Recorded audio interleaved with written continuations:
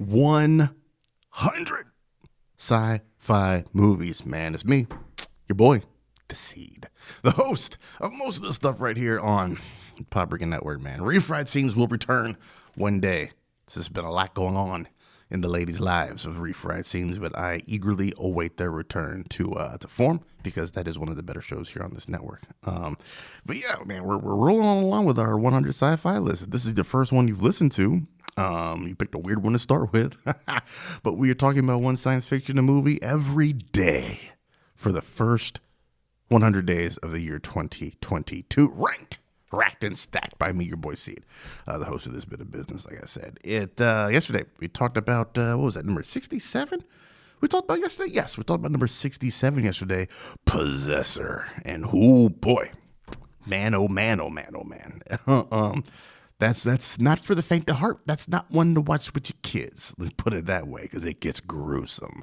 But go ahead and check out Possessor if you haven't. It was one of the very first movies I reached out as a young professional film critic. I reached out to the company and I was like, "Hey, can I get an advance copy of this? I'm just trying to get my feet wet. Just trying to get anything I can get." And they're like, "Yeah, here's Possessor." And boy, it was not what I was expecting it to be. But it's a great movie. Today we are talking about number 66 on our list, The Hunger Games, directed by Gary Ross, man. May the odds be ever in your flavor. Every year, in the ruins of what was once North America, the nation of Panem forces each of its 12 districts to send a teenage boy and girl to compete in the Hunger Games. Part twisted entertainment, part government intimidation tactic, the Hunger Games are a nationally televised event in which tributes must fight with one another until one survivor remains. Pitted against the highly trained tributes who have prepared for these games their entire lives, Katniss is forced to rely upon her sharp instincts as well as the mentorship of drunken former victor Haymitch Abernathy. If she's ever to return home to District 12, Katniss must make impossible choices in the arena that weigh survival against humanity and life against love. The world will be watching. Man, they didn't say shit about Peeta. My man was in here too, out there hustling, surviving, blending into trees and shit. Listen, man, The Hunger Games caught me all the way by surprise. I read the first 2.5 books. I got like halfway through book 3, and I was like, I don't fucking care anymore. But the first book caught me off guard. You know, you can't not talk about the coincidences between this and Battle Royale, of course. And it came out years before the first Hunger Game book. Has much of the same premise type deal. Bunch of high school Japanese kids got to battle it out for survival. Your girl Gogo Yubari from Kill Bill Volume 1. She's one of the main people in that movie as well. Also, the book came out before that, the Battle Royale movie. But this one, man, you know, coincidences aside, Hunger Games is a dope flick, man. Like, I read the first book and I was like, all right, that's interesting enough. The movie came out and I was like, yo, this movie just kind of caught me in the right way. I enjoyed the shit out of the first Hunger Games movie. I've probably seen it like 12 or 13 times.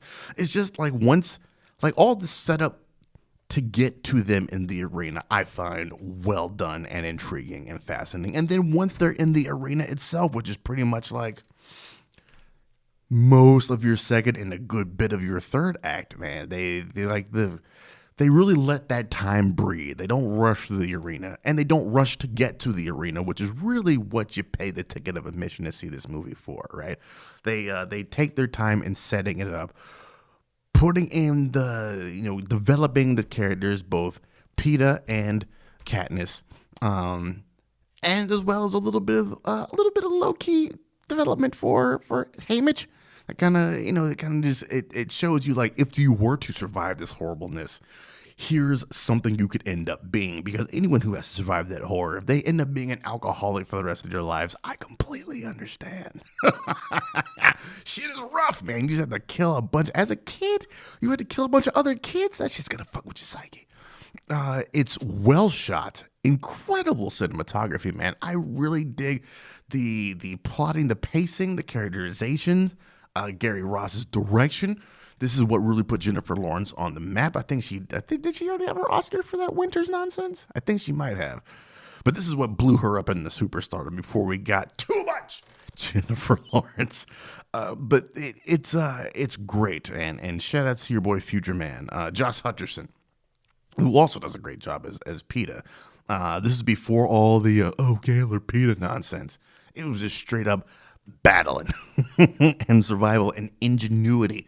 And, of course, all the political undertones of class warfare and the favoritism amongst districts and how some districts have kids that literally train for this. So that gives them the advantage because, that feeds to the whole rich get richer type thing because they have all the advantages in life and all the things handed to them. Whereas, those back districts like 11 and 12, they just got to scrap and scrape for everything. They don't have those kinds of comforts and luxuries. It is a great way to look at class warfare through the eyes of science fiction, and I think it is very well done here. So number 6 on this list, Hunger Games, man. We'll be back in 24 of the hours to talk more science fiction. Until then, you all take it easy and have a good one.